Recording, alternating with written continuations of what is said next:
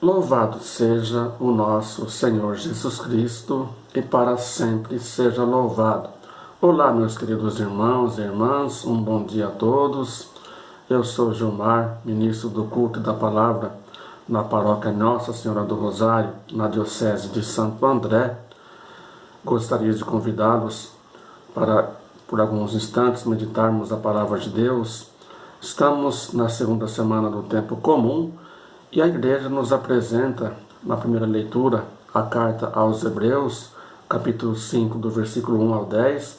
O salmo é o 109 e o evangelho está lá em São Marcos, capítulo 2, do versículo 18 ao 22. Peçamos a luz do Espírito Santo. Em nome do Pai, do Filho e do Espírito Santo. Amém. O Senhor esteja conosco, Ele está no meio de nós. Proclamação do Evangelho de Jesus Cristo segundo Marcos. Glória a vós, Senhor. Naquele tempo, os discípulos de João Batista e os fariseus estavam jejuando. Então vieram dizer a Jesus: por que os discípulos de João e os discípulos dos fariseus jejuam e os teus discípulos não jejuam? Jesus respondeu: os convidados de um casamento poderiam, por acaso, fazer jejum enquanto o noivo está com eles? Enquanto o noivo está com eles, os convidados não podem jejuar. Mas vai chegar o tempo em que o noivo será tirado do meio deles, aí então eles vão jejuar. Ninguém põe um remendo de pano novo numa roupa velha, porque o remendo novo repuxa o pano velho e o rasgão fica maior ainda. Ninguém põe vinho novo em odres velhos, porque o vinho novo arrebenta os odres velhos e o vinho e os odres se perdem. Por isso, vinho novo em odres novos. Palavra da salvação, glória a vós, Senhor. Meus amados irmãos e irmãs, como é bom estarmos reunidos para meditar a palavra de Deus neste tempo comum, onde nós retomamos as nossas atividades no nosso cotidiano, sempre pedindo a Deus a luz de sua palavra para nos orientar, para que ela possa nos conduzir. Nós ouvimos no Evangelho de hoje um questionamento que algumas pessoas fazem a Jesus, observando os discípulos de João e os fariseus, a atitude deles. Eles jejuavam, cumprindo assim uma tradição, cumprindo uma norma lá do Antigo Testamento, onde essa atitude demonstrava a tristeza, o luto ou a súplica, ou seja, o jejum e a penitência. Aí Jesus fala para eles, diz aqui o texto do Evangelho: enquanto o noivo está com eles, os convidados não podem jejuar. Mas vai chegar o tempo em que o noivo será tirado do meio deles. Aí então eles vão jejuar. Jesus estava se referindo a Ele próprio. A sua presença no meio deles não deveria ser motivo de tristeza, mas sim de alegria. O povo que estava presenciando Jesus em seu meio deveria mostrar alegria, porque o próprio Deus estava no meio deles.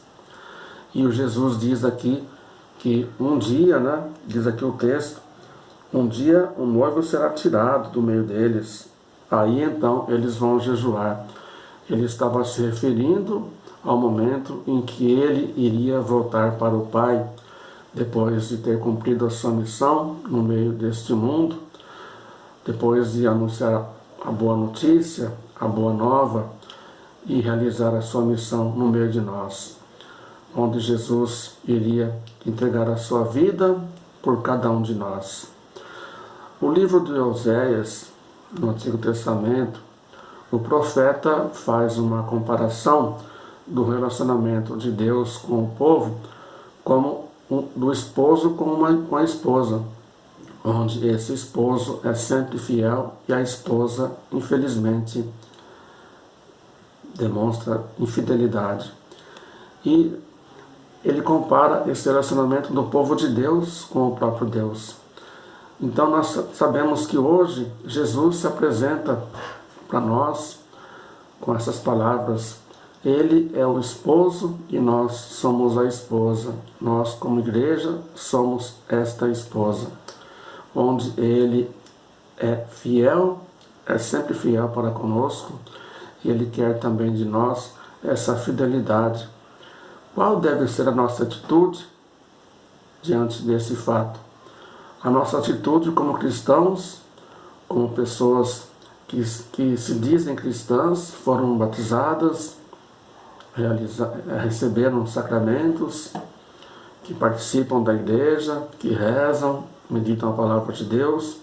Nós somos chamados, convidados, convocados, podemos dizer assim, a dar esse testemunho de fidelidade ao Senhor, respeitando os mandamentos, obedecendo aquilo que Ele nos fala através da palavra, dando um testemunho no meio desse mundo de que nós temos um Deus. Cada um de nós somos parte dessa chamada esposa. Cada um de nós tem uma parte a cumprir, tem uma missão neste mundo.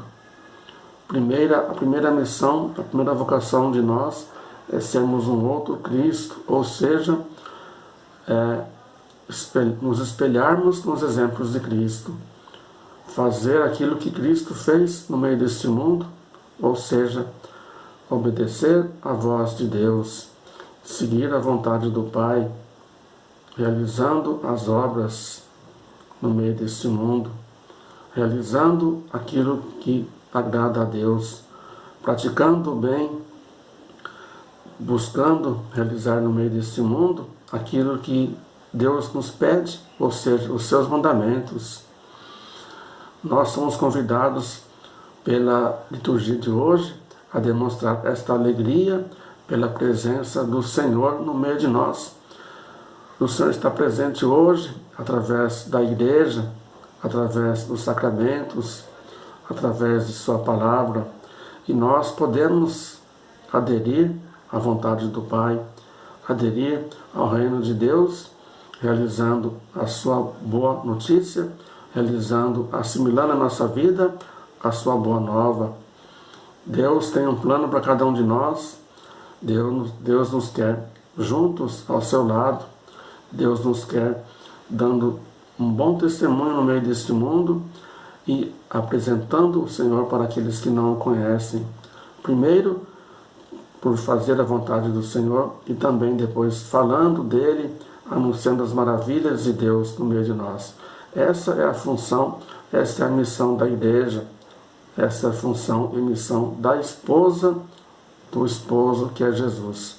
Ele está presente no meio de nós, e isso deve nos trazer alegria, isso deve nos conduzir a transmitir isso aos irmãos e irmãs que não o conhecem. Amém? Louvado seja o nosso Senhor Jesus Cristo, e para sempre seja louvado. Em nome do Pai, do Filho e do Espírito Santo. Amém.